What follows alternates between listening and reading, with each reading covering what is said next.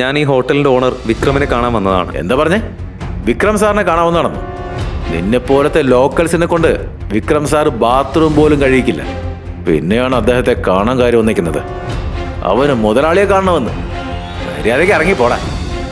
ഇത്രയും പറഞ്ഞ ശേഷം സെക്യൂരിറ്റി ജീവനക്കാർ എല്ലാവരും കൂടി അഭിനവനെ ഹോട്ടലിന്റെ ഒരു സൈഡിലേക്ക് മാറ്റി. അപ്പോഴേക്കും പഴയ കാമുകി വൈഷ്ണവിയും അവളുടെ ബോയ് ഫ്രണ്ടും ദേവനും അവിടേക്ക് വന്നു. അഭിനവ് ഒരു ഹൗസ് ഹസ്ബൻഡാണ്. അവന്റെ ഭാര്യ വീട്ടിലെ സകല ജോലിയും അവനായിരുന്നു ചെയ്തിരുന്നത്. അവനെ ഒരു വേലക്കാരനെ പോലെയായിരുന്നു അവന്റെ അമ്മായിയമ്മ കണ്ടിരുന്നത്. അങ്ങനെ ഒരു ദിവസം അവൻ പുറത്തേക്ക് ഇറങ്ങിയപ്പോൾ അവന്റെ അമ്മായിയമ്മ അവനെ തടഞ്ഞു. എങ്ങോട്ടാ? രാവിലെ ഒരുങ്ങിക്കെട്ടി നീങ്ങു വാ, എന്റെ കാലൊന്ന് മസാജ് ചെയ്തതാ, ചെറിയ വേദനയുണ്ട്. അമ്മേ, എനിക്ക് അത്യാവശ്യമായിട്ട് പുറത്തു പോകേണ്ട ആവശ്യമുണ്ട്. ഞാൻ തിരിച്ചു വന്നിട്ട് കാല് മസാജ് ചെയ്ത് തന്നാ മതിയോ? നീ എവിടെ പോകുന്നു? എല്ലാ ദിവസവും ഒരുങ്ങിക്കിട്ടി പുറത്തേക്ക് പോകുന്നുണ്ടല്ലോ.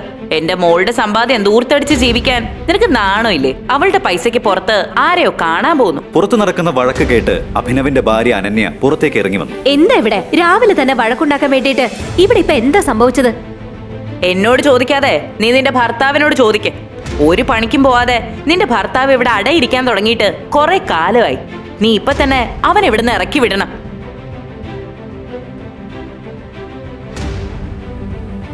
അഭിനവ്, നീ എവിടെ വേണമെങ്കിലും പോയിക്കോ, പക്ഷേ അമ്മ പറയുന്ന ജോലി നീ ചെയ്തിട്ട് പോ. അനന്യ, എനിക്കിപ്പോ നിൽക്കാൻ സമയമില്ല, നീ അത് മനസ്സിലാക്ക്. ഇത്രയും പറഞ്ഞുകൊണ്ട് അഭിനവ് അവിടെ നിന്ന് ഇറങ്ങി.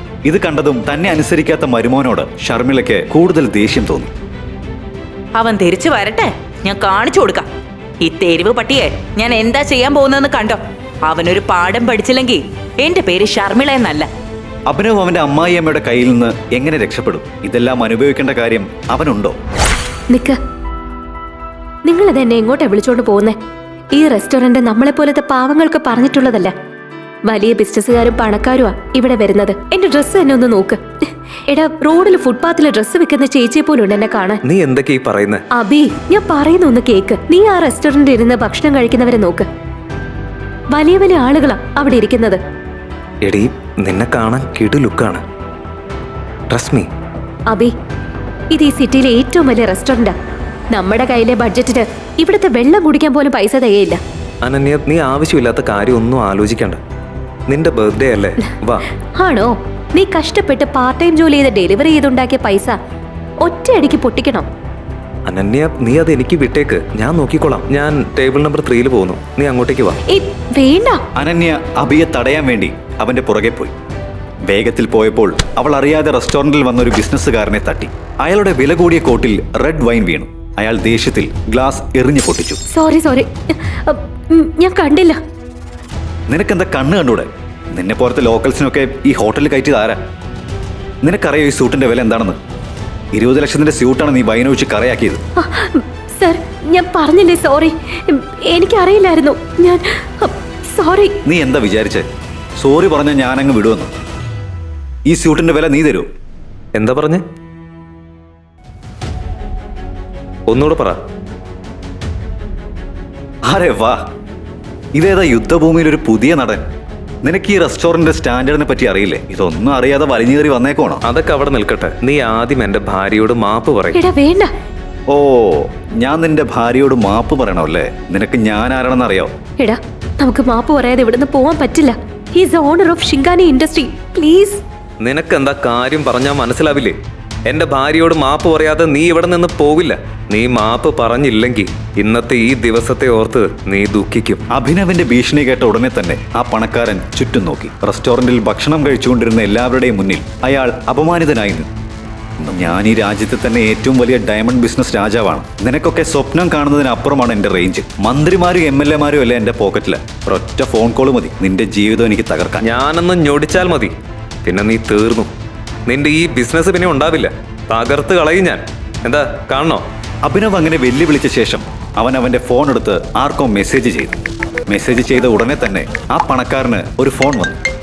ആ ഫോൺ വന്ന ഉടനെ തന്നെ ആ പണക്കാരന്റെ മുട്ടിടിക്കാൻ തുടങ്ങി. വാട്ട്? ഇതെല്ലാം എങ്ങനെ സംഭവിച്ചു? ഇനി ഒന്നും പറഞ്ഞിട്ട് കാര്യമില്ല. നീ നമ്മുടെ മുതലാളിയുടെ മോനോട് കയറി ഉടക്കിയോ? അങ്ങനെ എന്തെങ്കിലും സംഭവിച്ചിട്ടുണ്ടെങ്കിൽ നീ പെട്ടെന്ന് അയാളോട് മാപ്പ് പറഞ്ഞ് പ്രശ്നം സോൾവ് ആക്ക്. ഇല്ലെങ്കിൽ നമ്മൾ കുടുംബം അടക്കം തെരുവിലേക്ക് ഇറങ്ങേണ്ടി വരും.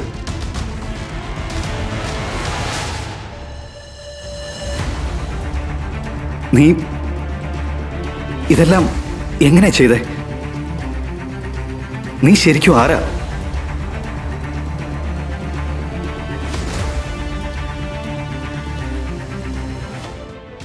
കുറച്ചു കഴിഞ്ഞപ്പോൾ അഭിനവ് നഗരത്തിലെ ഏറ്റവും വലിയ ഹോട്ടലിലേക്ക് കയറി ചെന്നു.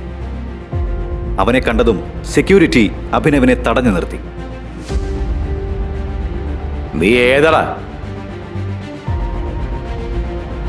നീ എന്തിനാ ഇങ്ങോട്ടേക്ക് വലിഞ്ഞു കയറി വന്നേ? ചേരിയിൽ നിന്ന് ഈ ഹോട്ടലിൽ ഫുഡ് അടിക്കാൻ വന്നതാണോ? ഇവിടുന്ന് ഒരു തുള്ളി വെള്ളം കുടിക്കാനുള്ള യോഗ്യത പോലും നിനക്കില്ലല്ലോ. മര്യാദയ്ക്ക് ഇറങ്ങിപ്പോടാ. അഭിനവന്റെ ചെരുപ്പും വേഷവും കണ്ടിട്ടാണ് അവനെ അവിടെ നിന്ന് സെക്യൂരിറ്റി ഇറക്കി വിടാൻ ഒരുങ്ങിയത്. അഭിനവന് ഹോട്ടലിന്റെ ഉള്ളിലേക്ക് കയറിയേ പറ്റൂ. പക്ഷെ അവന്റെ വേഷവിധാനം കണ്ട് അവനെ അവർ അകത്തേക്ക് കയറ്റി വിട്ടില്ല. ഞാൻ ഈ ഹോട്ടലിന്റെ ഓണർ വിക്രമിനെ കാണാൻ വന്നതാണ്. എന്താ പറഞ്ഞേ? വിക്രം സാറിനെ കാണാവുന്നതാണെന്ന്? നിന്നെ പോലത്തെ ലോക്കൽസിനെ കൊണ്ട് വിക്രം സാർ ബാത്റൂം പോലും കഴിയിക്കില്ല. പിന്നെയാണ് അദ്ദേഹത്തെ കാണാൻ കാര്യം വന്നിരിക്കുന്നത്. അവന് മുതലാളിയെ കാണണമെന്ന്. മര്യാദയ്ക്ക് ഇറങ്ങിപ്പോടാ. ഇത്രയും പറഞ്ഞ ശേഷം സെക്യൂരിറ്റി ജീവനക്കാർ എല്ലാവരും കൂടി അഭിനവനെ ഹോട്ടലിന്റെ ഒരു സൈഡിലേക്ക് മാറ്റി. അപ്പോഴേക്കും പഴയ കാമുകി വൈഷ്ണവിയും അവളുടെ ബോയ് ഫ്രണ്ടും ദേവനും അവിടേക്ക് വന്നു. ഹെഡേ എക്സ് ബോയ് ഫ്രണ്ട്,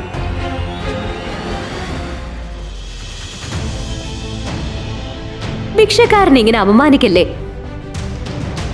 കുറെ നാളായി ഭക്ഷണം പോലും കഴിച്ചിട്ടുണ്ടാവില്ല. നിങ്ങൾ ഹോട്ടലിൽ ബാക്കി വന്ന വല്ല ഫുഡ് ഉണ്ടെങ്കിൽ ഇവൻ എടുത്തു കൊടുക്ക്. അവൻ നിന്നോളും. കുറെ നാളായുള്ള വിശപ്പുണ്ടാവും പാവം. കുറച്ച് നാളുകൾക്ക് മുമ്പ് അഭിനവ് അവന്റെ ജീവന തുല്യം സ്നേഹിച്ച പെണ്ണാണ് ഇപ്പോൾ മുന്നിൽ വന്ന് നിന്ന് ഇങ്ങനെ നികൃഷ്ടമായി അപമാനിക്കുന്നത്. എനിക്ക് ആദ്യം വിശ്വാസം തോന്നിയില്ല ഈ പിച്ചക്കാരൻ നിന്റെ പഴയ ബോയ് ഫ്രണ്ട് ആയിരുന്നു എന്ന് പറഞ്ഞത്. അവരുടെ ഈ കളിയാക്കൽ കേട്ട് അഭിനവന് കൂടുതൽ ദേഷ്യം വന്നു. അവൻ എന്തെങ്കിലും പറയുന്നതിന് മുമ്പ് തന്നെ ഒരു ആഡംബരക്കാർ ഹോട്ടലിന്റെ മുന്നിൽ വന്നിറങ്ങി. വിക്രം സാർ വന്നു. അയാൾ വന്ന ഉടനെ തന്നെ സെക്യൂരിറ്റിയും മറ്റു ഗാർഡുകളും വന്ന് കാറിനെ വളഞ്ഞു. അപ്പോഴേക്കും ആഡംബര കാറിൽ നിന്ന് വിക്രം ഇറങ്ങി. കാറിൽ നിന്ന് ഇറങ്ങിയ വിക്രം ഹോട്ടലിന്റെ മുന്നിലെ ആളും ബഹളവും കണ്ട് ഇങ്ങനെ ചോദിച്ചു: ഹോട്ടലിന്റെ ലോബിയിൽ എന്താ ഇത്ര ആൾക്കൂട്ടം? അറിയില്ല സാർ. ഏതോ ഒരു ദരിദ്രവാസി വന്ന് ലോബിയിൽ അലമുണ്ടാക്കുക. ഞാൻ നിന്നോട് എത്ര തവണ പറഞ്ഞിട്ടുണ്ട്, ഞാനോ ഈ ഹോട്ടലോ ഇങ്ങനെയുള്ള ദരിദ്രവാസികളെ ഒരിക്കലും എന്റർടൈൻ ചെയ്യിക്കാറില്ലെന്ന്. അവനെ തൂക്കിയെടുത്ത് വെളിയിലെറിയും. വിക്രമിന്റെ വാക്ക് കേട്ടതും അയാളുടെ ഗാർഡ് പെട്ടെന്ന് മുന്നിലേക്ക് വന്ന് അഭിനവനെ പുറത്തേക്കാക്കി. ഗാർഡ് അഭിനവനെ വിക്രത്തിന്റെ മുന്നിലൂടെ വലിച്ചഴിച്ചു കൊണ്ടുപോയി. അപ്പോഴേക്കും വിക്രമിന്റെ കണ്ണുകൾ അഭിനവന്റെ കയ്യിലെ മോതിരത്തിൽ ഉടക്കി. ആ മോതിരം കണ്ട ഉടനെ തന്നെ വിക്രമിന്റെ കണ്ണുകളിൽ ഒരു ഭയം നിഴലിച്ചു. അയാൾ ഗാർഡുകളോട് അഭിനവനെ വെറുതെ വിടാൻ ആവശ്യപ്പെട്ടു. അയാളെ വിട് സാർ. അഭിനവന്റെ കയ്യിലെ മോതിരം കണ്ടിട്ടാണ് വിക്രം ഭയപ്പെട്ടത്.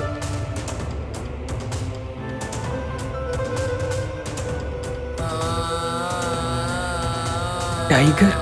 ആ മോതിരം കണ്ട ഉടനെ തന്നെ കോടീശ്വരനായ വിക്രം അഭിനവന്റെ മുന്നിൽ മുട്ടുകുത്തിയിരുന്നു.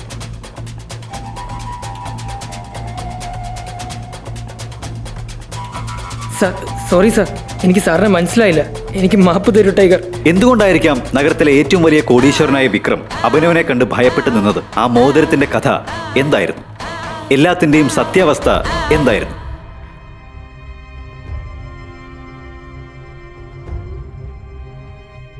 വിക്രവുമായി ഹോട്ടലിൽ നടന്ന സംഭവത്തെപ്പറ്റി അഭിനവ് അവന്റെ ഭാര്യ അനന്യയോട് ഒന്നും പറഞ്ഞില്ല. പിറ്റേ ദിവസം അവൻ അനന്യയ്ക്ക് വേണ്ടിയുള്ള ഭക്ഷണവുമായി അവളുടെ ഓഫീസിലേക്ക് വന്നു. ഓഫീസിൽ എന്തോ ഒരു പ്രശ്നം നടക്കുന്നതായി അവന്റെ ശ്രദ്ധയിൽപ്പെട്ടു.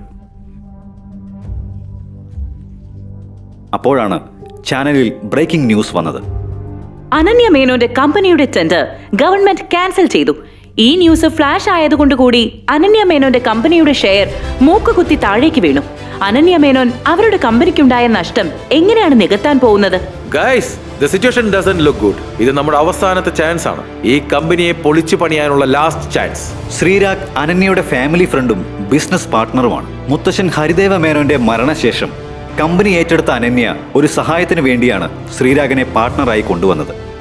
യഥാർത്ഥത്തിൽ അവൻ അനന്യയോട് പ്രണയമായിരുന്നു.